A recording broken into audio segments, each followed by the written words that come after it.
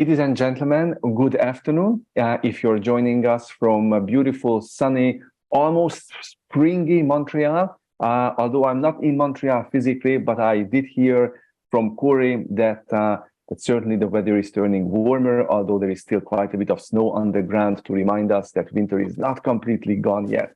And of course, if you are joining us as our friends and distinguished guests, Ido Glass and Yoav Kleinman from Medinat Israel, Eretz Israel, then a beautiful good evening to you. My name is Csaba Nikolényi. I'm a professor of political science at Concordia University and also director of the Azrieli Institute of Israel Studies. And it is in this latter capacity that I'm truly, truly delighted to welcome you to this event and to welcome our guests, Yoav and Ido, to bring to you not only the film that every one of you, I hope, had the opportunity to watch over the weekend, Dead Sea Guardians, but now also to engage them in a very personal, direct conversation about the questions, the issues that the movie has raised, and any issues and questions that perhaps they would like to add to everyone who has had the opportunity to watch the film. And so without further ado, what I would like to do is, and many of you are familiar with our usual format, is to bombard Ido and Yoav with a few questions from my privileged perspective and position as moderator of this meeting. And then after that, we would certainly open up the Zoom screen for an open conversation and interaction with the audience. So at that point, I would like to invite you to please drop your comments, questions in the chat, and I will do my best to share as many of them with Yoav and Ido as possible. And that way we will have, we're guaranteed to have a rich and very meaningful interaction with the co-directors and the co-producers of this very, very important film, Dead Sea Guardians. So let me start, Yoav and Ido, with the title, perhaps. Conventionally, when many of us go to Israel, we visit Israel, of course, we go to the Dead Sea, we recognize the Dead Sea as Yam HaMelach, but that is not the title. So what's the story? Are you burying the Dead Sea already? Or what was this even a conversation? So what's the story of the title? Well, you know, in Israel, we call the Dead Sea also Yam HaMavet, Dead Sea. And we thought this name is appropriate for the situation we are now dealing with. You know, as a small kid, I used to go with my parents to the Dead Sea, and we love to go there. And now I've taken my own kids to this place, but actually this place looks totally different from what I used to know. The sea is losing 1.3 meters every year. There's more than, when we done this film, there was 7,000 sinkholes. Now I know there's 8,000 sinkholes in the sea. So road collapsing, beaches are closed. You know, there's now only one beach that you can go to. It's Kalia Beach in the north. If someone traveled and used to go to En-Gedi just closed this year. You cannot go there to the sea. So the sea is disappearing. The sea, as we know, disappearing. It's now look like a very geologic beautiful place, but not the place as we used to know it.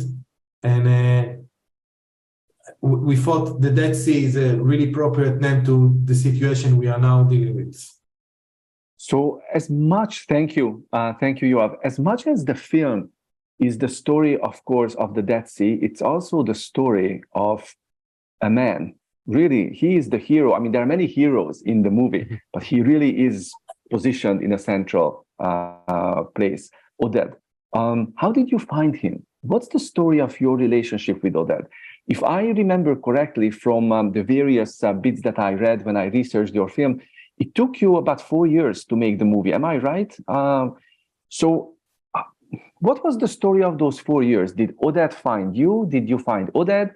Or was it the Dead Sea that brought you together in some mysterious way? What's the story of the story?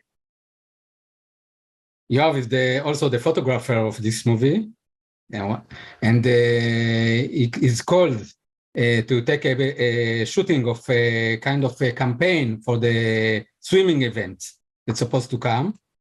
And he met Oded, and he showed me the material from this meeting, and it was so wonderful.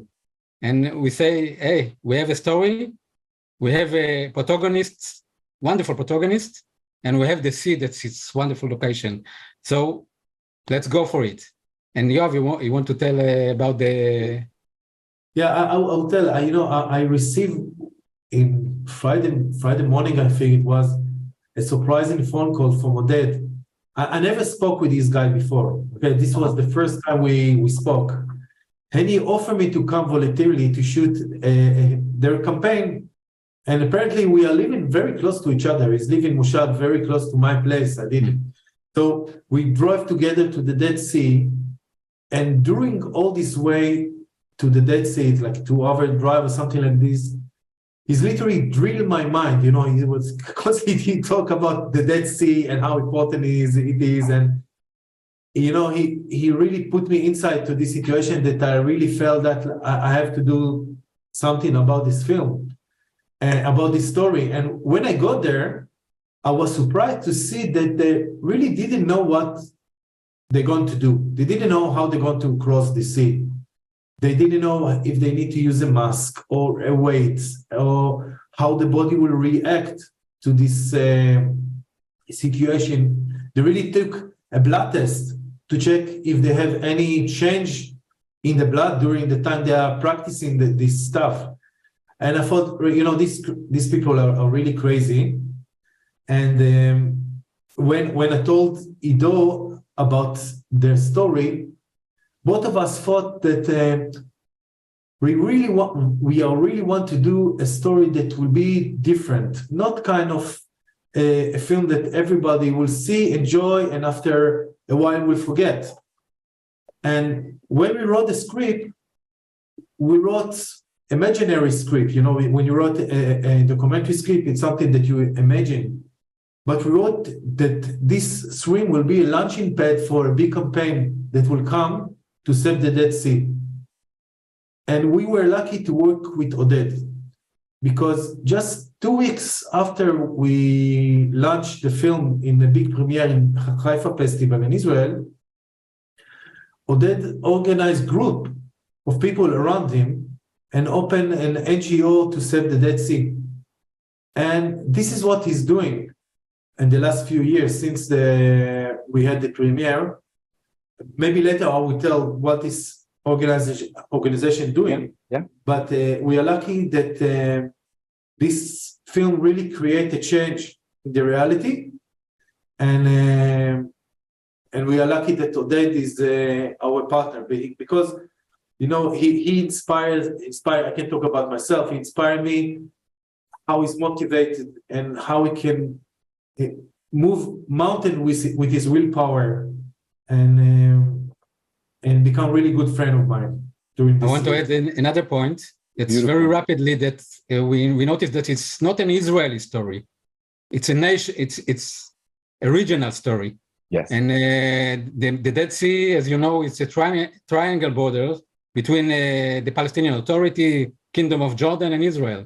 So we think that it's not supposed to be an Israeli story, and we need to and we ask Oded if he can find some companion from Jordan and from the Palestinian, and then it begins to rolling this friendship between them. So we found Oded found Munqeth and found Yusuf, and we start to rolling. And if I may add, as much as it is a regional story, by the end it becomes a truly international story with all the swimmers coming from different parts of the world, and you have the beautiful scene on the beach with the flags, the wind blowing the flags, and yes, amazing.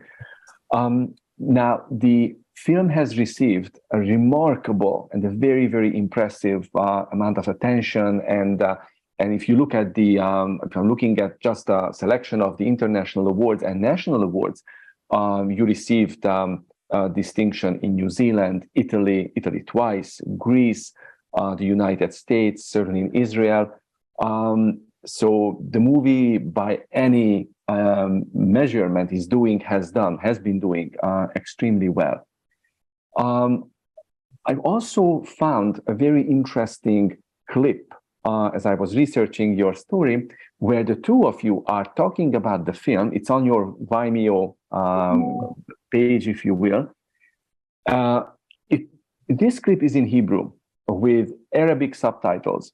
Yeah. And in this clip, you explain the educational importance of this film, how you want to bring it, how you've been bringing it to student audiences, I believe both in Israel and in America.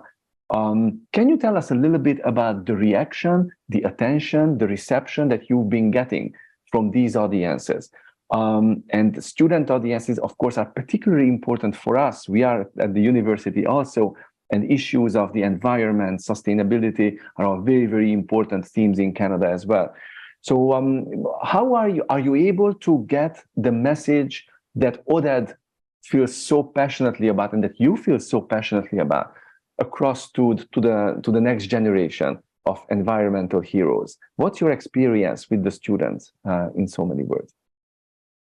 We are just getting now in a very special educational program in Israel, and we're running across the country and all over the country in Israeli high schools and universities, and we start to get the spread the spread the story, and the reaction is it's wonderful. Most of the time they are wonderful. Some students have a difficulty with the political situation. It's very delicate in Israel and very fragile. And we don't manage so far with the Arab minority in Israel. We don't have any interaction with them now. But I want to say that the movie also bought by the BBC, BBC Arabic. And it's shown all over the places in Arab countries. So it's very, very important to us, this situation. Have you received any reaction, any feedback from that constituency that you know of? That I will tell two stories about this, okay? First, that when Yusuf been filmed on the Dead Sea with Ayub Kara. Ayub Kara, what he was used the regional minister. Yeah. Okay. Yeah. So just after the film, he'd been called by the police, the Palestinian police, actually by the intelligence, and they invest him. How come he cooperate with Israelis? How come he been filmed with this with Ayub Kara? So during this investigation, Yusuf tell him, I am the only Palestinian that raised the Palestinian flag on the Dead Sea. And this investigation was ended when the officer stood up and saluted him, shaking hand and released him. But Yusuf is really unusual man. Most of the people won't like to cooperate so clearly with Israeli. So he's extremely brave guy. And another thing that I want to share, that during the time we were lucky to show this film in a Dock Edge in New Zealand. It's a very important festival. And BDS target our film and start to write in the newspaper many lies about this film. Nothing that he was right was true, okay? And he called all the director in this festival to take the film from the festival and to boycott this festival. And he done many stuff. So we decided we want to make a short film that our three heroes will invite people to this screening. Mm-hmm. And at the end, there was really small, how you call it, Protester? It was small protest from the BDS, but there was a huge protest of Israeli with the flags. They was singing Hatikva, and And we got many people who wrote us that they are supporting us. So I think the friendship between our three heroes, that it's something really unusual, because all of them are respecting their past and the roots. All of them talk about the roots as a Jordanian, as Israeli, as a Palestinian. However, they managed to flew above these conflicts and to cooperate together. And this is why their story are so inspire people and inspire us, that we are all human beings, we are all living on Mother Earth. We are all need to take care of Mother Earth, and we are sharing the same destiny, actually.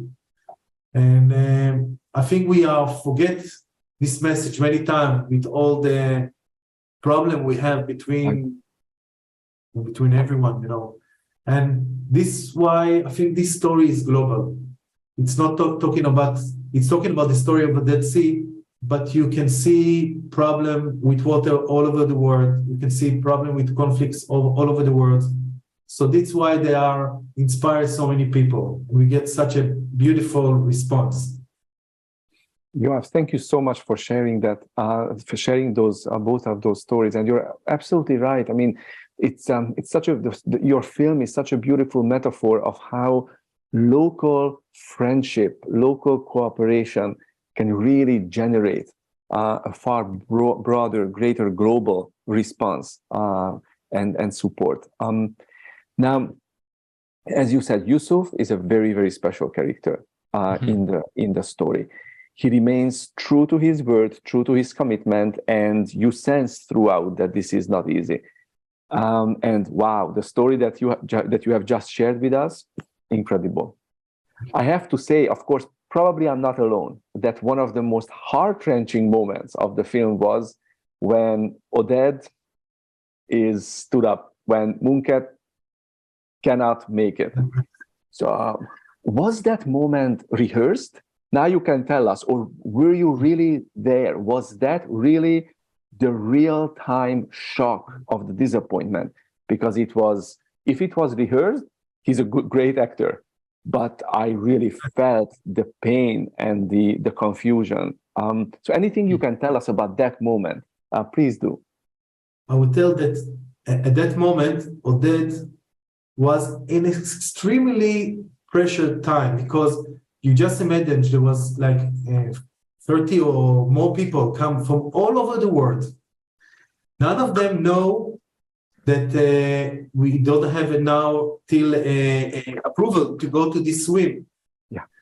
And this was really make his mind very busy. And when he received this phone call from Munqeth, he really need to move forward, to make this swim happen and to go to these people and to organize all of this. When he was walking on the beach, he was running the script on his mind. What can I tell to these people if we get no permission to do the swim? How can I get out of it? So I think the fact that Munqeth didn't come was the smallest problem he faced in this situation. Interesting. Mm-hmm. And Ido and I have big argue about Munqeth. Ido said that, he didn't really feel bad. He just didn't want to go there to do this swim, was afraid of what people would say in Jordan. And I say something different from him. We had this argue during the editing time, every time we got together, we are shouting on each other, each one what he is thinking. I personally believe that, and I think many people, as we saw in the screen, many people asked me, do you think Munqeth really didn't feel well? He didn't want to go to swim because he didn't feel well, or just an excuse? So I will tell my story. Yeah. If you want to say your version. I believe that Munqeth had a big pressure on him during this time, because many people look at him the way he was cooperating with the Israeli. Yeah. However, he used to stand on the biggest platform and tell all over the world how we need to cooperate with Israeli. His organization is a cooperation between Israeli, Palestinian, and Jordanian. So he has this job of standing up and say, listen, we have to cooperate together.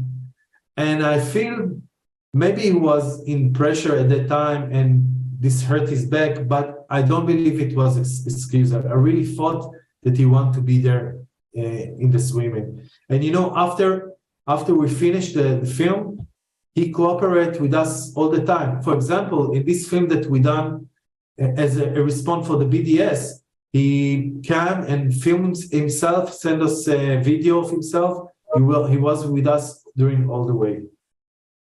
So you really think, Yoav, that it was a health issue? It was genuinely a health, yeah. Yes. I mean, if I remember, I think it's health and mental together. And health and mental, yeah. It was also my impression that certainly Yusuf and Oded seemed to be physically more preparing for the event. Like you saw them training consistently, much more so. Munqeth, of course, was busy looking after and running all kinds of initiatives and processes, as you explained. He was also practicing with them a few times. Yeah, he was also kept, especially to the Dead Sea to swim with them and all of this. But he is the oldest, and it's very physical challenge for him as well. And we saw that even Yusuf, who was extremely fit, there is that moment when you think that, oh, maybe he won't be able to finish this. Right? In the boat, he actually gets dizzy, or he more than dizzy. But then he comes back, of course, and finishes. So Yoav, you mentioned the editing process. Please tell us if there is there is bound to be, because there is only so many minutes that you can put into a film. So there is always material that doesn't end up on the movie screens. Are there moments that you would feel comfortable sharing with us that you really liked, that you really enjoyed, but you had to cut out because it just didn't make the final cut? Okay, so we have more than 200 hours of rushes. So of course there are many stuff that 200. 200. Okay, and the editing process was, I think it took us more than 1 year to finish editing to edit all this story. I'm thinking now about a scene when Munqeth came to visit Israel, and they went to the national carrier. In Israel, we have a big national carrier from the Sea of Galilee to the south of Israel. It used to be, and they go to Levi Eshkol. Continue, you have. So now at the time when he came, they start a project, very interesting project, that changed the direction of the carrier. It used to carry water from the Kinneret, from the Galilean Sea to the south, and now they bring desalinated water to the Kinneret. So actually, this is the beginning of the solution to save the Dead Sea. And he went there and saw this project and was extremely excited about this. And he asked there something that only 2 years after I understood. I saw in the rushes. He said, but what about the electricity to do this major project? You can use the electricity from Jordan. At that time, I didn't really understand what he's talking about. But just recently, a few months ago, they signed an agreement between Jordan and Israel. Israel will supply desalinated water to Jordan and will receive green electricity. It's mean electricity that they are getting from a solar panel. Solar power. So this is extremely great things, because if we can cooperate together, we can definitely save this region from dryness. Because you need to understand that the dryness of the Dead Sea, it's a symptom. It's a symptom that all this area is drying up. Jordan is one of the driest countries in the world. They have really problem with water. And Israel can help them because the Israeli have the technology. the desalinated technology, and Israel have the Mediterranean Sea. So we can cooperate together and we can help each other. And I think Israeli have big interest to help Jordan, because I don't know how much from the audience know this. The war in Syria began because farmers didn't had enough water to feed their fields. Okay, it's because from farmer that had lack of water. And now all over the world, we feel this war, okay? So Israel definitely want that Jordan will be stable, okay? So I think the problem of lacking water can create war in our area and create breach for cooperation and for peace and to helping each other. Thank you, Yoav. I have one last question that I would like to ask, and then perhaps after we can invite virtual, at least, Oded on the screen, because there is a short video that you wanted to bring, and you also wanted to share with us some information about Oded's future projects and how he would like to move forward to champion this cause. My last question to you, Ido and Yoav, is about the particular challenges that you as filmmakers faced, if any, in making this film in the context, in and on the Dead Sea. Like, some of the shooting takes place on the boats. It's hard enough for the swimmers, of course, to prepare for swimming in this. I always thought that the Yam HaMelach was unswimmable. I mean, I would float on it on my back, read the newspaper, enjoy as many tourists usually do. But to swim in it for a long time, this is not something that I have ever thought was humanly possible, but it is. Were there any particular challenges to you as filmmakers in terms of shooting, in terms of the equipment, in terms of your own health that this project presented? I think the main challenge is to shoot in Jordan and the Palestinian authorities, because we don't want to participate in those shooting, and we need to because we don't want to embarrass the protagonists. So we need to rent a local crew, and we have connection with them, and they shoot for us. Sometimes we do this shooting, and for the Dead Sea, we need to shoot from the air above the water, and so it was very, very challenging. Yoav, you want to tell about it a bit? So as you tell, swimming in the Dead Sea, I just want to say a few words about the swimming, not the shooting, but first. Of course, please. Oded holds few world records on swimming. He swam from Cyprus to Israel, and he done many extreme acts of sport. Actually, all this act of sport he always done for a cause. For example, when he swam from Cyprus to Israel, it was for getting a plastic law in Israel that people will have to pay on the plastic bag. So this was part of his action to do it. And many of the people who participate in this swim are Ironman and people that done extreme act. But all of them tell this was the most extreme act they ever done, because this sea is so intense and so salty. And because it's so salty, when they swim, they don't use the leg because the legs are floating, okay? And they only use the upper body. Yeah. And if there's like a small wave, it's like hit you like a wall. And the drinking this water are extremely dangerous. They say that if you drink like half of glass of water, it's like a snake bite. So this was a really extreme act to do. And shooting in the Dead Sea in this swim was extremely difficult as well, because all of them are separate. There was a big gap between the swimmers. We need to find a way that each one of us was on a separate boat with a separate camera. We put some GoPros cameras on their mask. and we used drones, and it was a big challenge to do this. Yes, it was like this extremely interesting and challenging act. And you met and overcame the challenge, and it's really lucky us, because now we have this amazing film. And Thank you.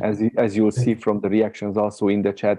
At this point, either one, Yoav, if you feel perhaps we can bring on Oded on the screen to share his message and anything that you would like to add to it with our audience and with our friends. So Yoav, I think you wanted to control the... Yeah. Well, I just want to give the context of what we're saying.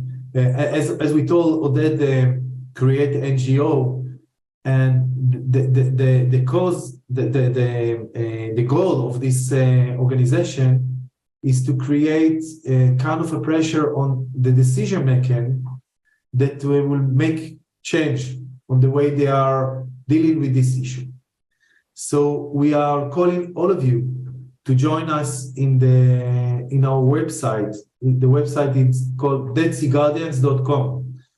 And if you have any idea of how we can spread the message, how we can spread the film, people that can maybe donate to that organization, whatever you think that can help, because you need to understand there's not a big organization behind us. It's all Oded and his efforts, and he quit his job, and this is what he's doing in the last few years. He just trying to create different reality for our kids and the people that will come to the Dead Sea. So just a few weeks ago, he was walking in the desert, and he shoot a small video selfie that, with your permission, I will share with you now. Please. Hi everyone, and shalom from somewhere in the desert, not so far from the Dead Sea. I'd like to thank you for watching this documentary about the Dead Sea, and to tell you that when you're in the desert, you feel extremely humble, in an awe of this nature. Just look around. You have a sunrise, huh?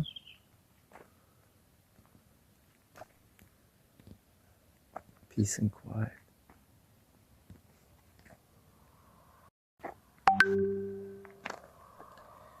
We as a privileged society should every now and then go back to the desert to understand the relationship between us and Mother Nature, and be appreciative. This movie, this documentary is about hope. It's about this opportunity to give back to Mother Nature. We can save the Dead Sea. We actually can save it. We still have time. But I alone cannot save it. It needs a village. It needs a tribe. So I'm calling upon you to join in, be part, contribute, donate, spread the word, make ripples, and take this once-in-a-lifetime opportunity to save a sea. There's a word in Zulu, Ubuntu. Have you heard of it? Ubuntu. It actually means I am because we are.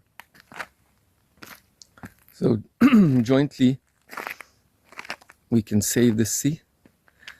I ask you to go into the website, deadseaguardians.com, sign in, send a note, think how you can be part of saving this majestic sea and the mighty holy Jordan River for Mother Nature, for generations to come. Make a mitzvah.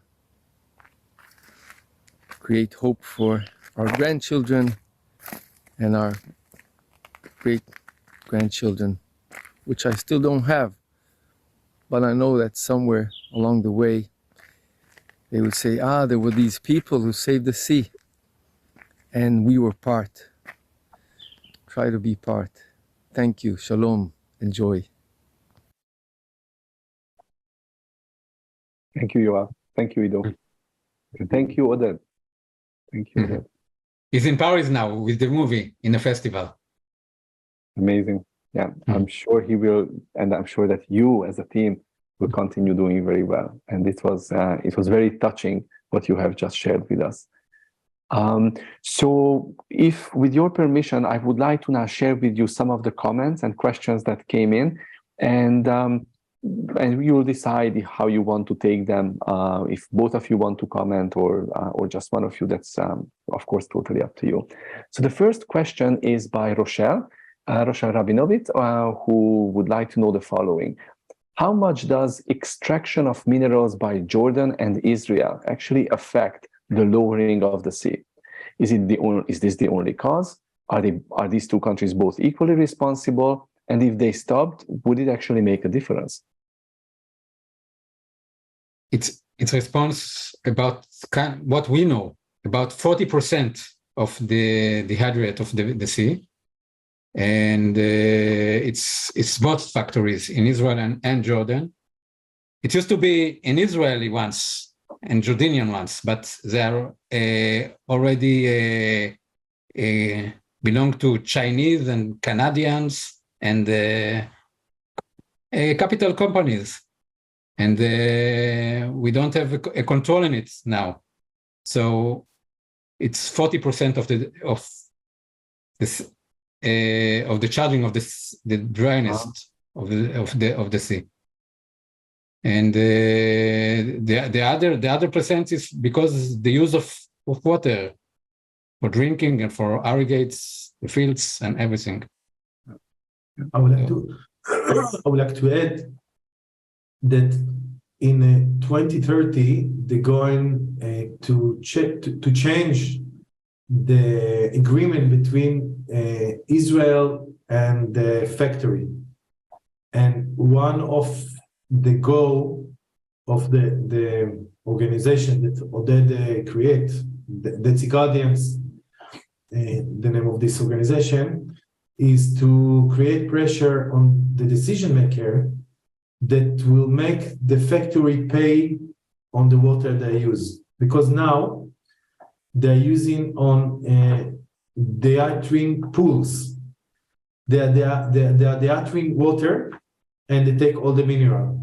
Actually, if some of you travel in the Dead Sea or saw the map, you can see there's like two parts of the sea. There's the north part and the south part. The south part used to be connected to the north side, but not anymore. Now the south part is only pools, and if people want to go to the hotels in the south part, he can go and swim. He think he's swimming in the Dead Sea, but actually he's swimming on the artificial pools of the factories. The pressure on the decision maker is to make them either to pay money for the water, and then they will have interest to change the technique of how they are getting the mineral, or they will make them to bring water back, meaning on each liter of water, cup of water they're taken from the Dead Sea, they will need to bring water back to the Dead Sea. So Oded, Ido mentioned it's cost 40% of the reason of the dehydration of the sea. The other 60%, it's overuse of the water. It used to come from the Jordan River to the Dead Sea. This is legitimate use for drinking water and for farms and so on. But now in this day, we have a solution. We can use desalinated water. We can create factory that bring back water, recycle water to the Jordan River, and in that way we can create different reality in the Dead Sea. Thank you very much. Thank you for that explanation. And we have a comment and a question from Suzanne Sasson. Suzanne would like to say that she found this film very interesting and uplifting and wonderful to watch. Beautiful comment. Thank you, Suzanne. And she has a question about Munqeth and whether it was pressure from his wife or health that might have prevented him from showing up. I think we discussed it already, but if you, okay. So Suzanne, with your permission, I would move down to the next couple of questions.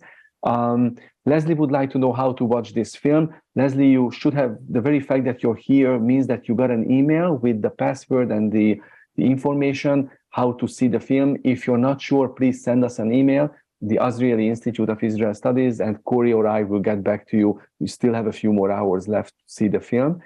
And we have a question from Lisa Albert, who would like to see this film and all that it brings to light more widely available. So the question is whether it will be on a streaming platform anytime soon.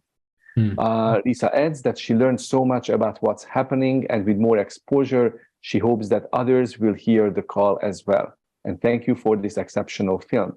So this is a very important question about your future plans. Do you know about streaming platforms or anything of that sort?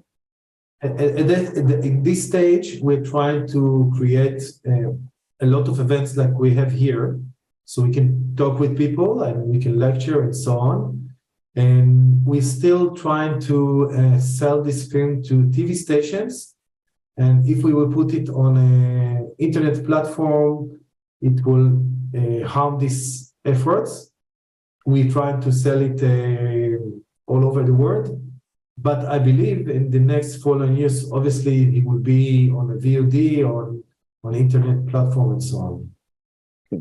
Amazing. Yeah. Then we have a question from Albert, dear friend, Albert Hershkovich, who would like to know what the role of governments and industries was in causing the death of the Dead Sea. You mentioned already a number of points, Yoav and Ido. Would you like to add anything more? I would just say this, the reality now, it's actually a government policy. This is it. They are deciding how much water to pump from the Jordan River and what to do. And obviously, the people believe it's not really important to save the Dead Sea.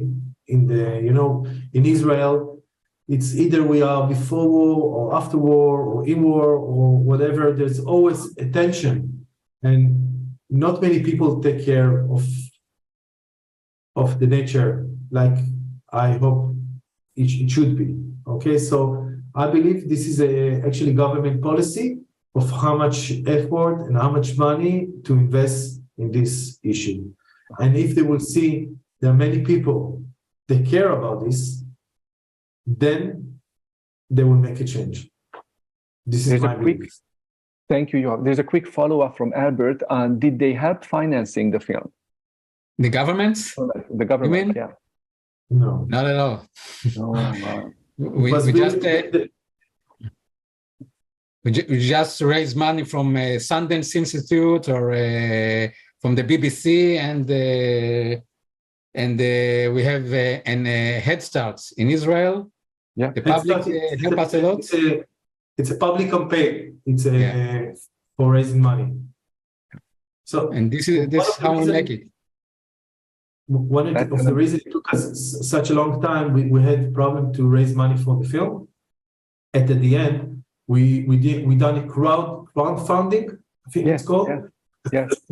Yes, and so many people in Israel join us.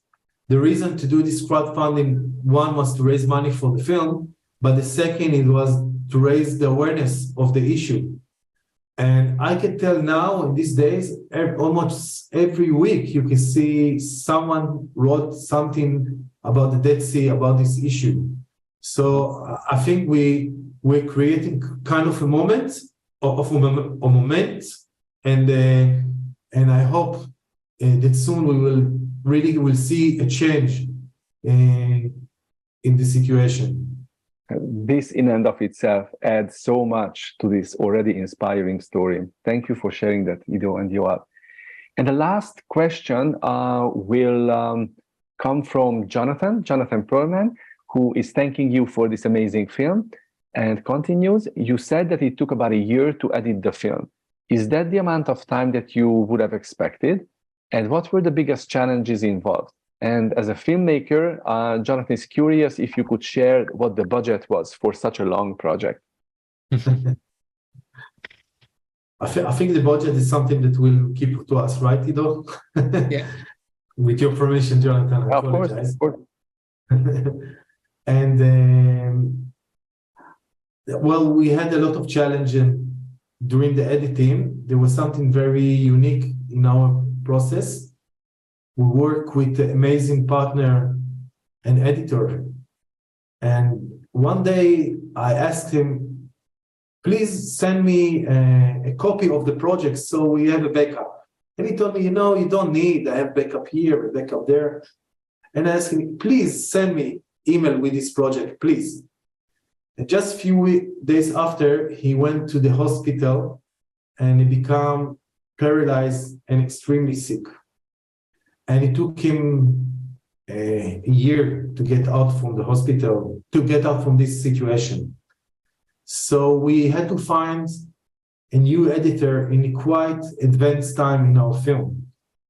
And actually we start almost from the beginning because we need to, the new editor, she had her own ideas and her own concept. And this took us, this created a big delay and it cost us a lot of money as well. But this is what happened with our project. Usually it doesn't take so long to edit this kind of project, not 1 year. It was unexpected and also in a way it was complicated film to edit. So this is what happened there. Thank you for persevering. Yeah, there is one last question that came in from Steven Silvern, who would like to know how much awareness and concern there is in Israel with climate change more broadly and beyond the Dead Sea, so about climate change in general. You already mentioned the frustrating lack of perhaps concern, but anything that you would like to add on the final note, please share with us. I would like to add that my friends in Facebook, all of them really care about Mother Earth. There's so many people who care about the situation, and there are many people that write us about the Dead Sea and join us. But the decision makers are still hooked with so many problems. We have this Iran problem in Israel, and we have the Palestinian and fighting between left hand and right hand, and many issues. And so the dealing now with the Dead Sea, it's something that nobody really want to take care of. I'm talking about the decision making. Mm-hmm. Mm-hmm. But actually, for us, it's extremely important, and I believe that soon there are so many people who ask to create a change, and this will create effect also on the people in the government and so on. I just wanted at one point that's the vanished of the sea is not a connection with the change of climates. It's all man-made, so we can fix it. If we just destroy it, we can fix it. That's, I think, such an important point to emphasize, and also a wonderful point to add on, because really what you just said, Yoav and Ido, really focuses the attention on human agency. We created this problem. As you said, we have the power, we should have the power, the wisdom to fix it. So thank you. Thank you for leading the way. Thank you for showing the way. Thank you for sharing this remarkable story of personal heroism, perseverance, and vision that characterized Munqeth, Yusuf, and of course Oded. You've been wonderful, and I can't thank you enough for taking this hour away from your evening in Israel We, of course, think and care a lot about what's going on in the country. And you have just added, if you will, a very, very important additional thought, additional layer of concern that we will keep in our minds. And certainly, whatever we can do to help in this cause, we will be there to facilitate that. And before I would like to say farewell to everyone, I would also like to say a big thank you to Corey, whom you can see, but his every event carries his footprint, because the fact that we can meet and we can share these events is thanks to the very important work that Corey does for us at the Azrieli Institute of Israel Studies. Ladies and gentlemen, thank you so much for joining us, and I wish you a wonderful early March afternoon in the city. And please look for our next monthly newsletter, which will be in your inboxes in about 2 weeks' time. We have fascinating upcoming events and information to share with you in April, as our academic year slowly grinds to its halt and eventually its end before we come back again in the fall semester. Ido and Yoav, once again, thank you for the great film. Thank you very much. תודה רבה לכם. Encounter. Bye. Bye-bye.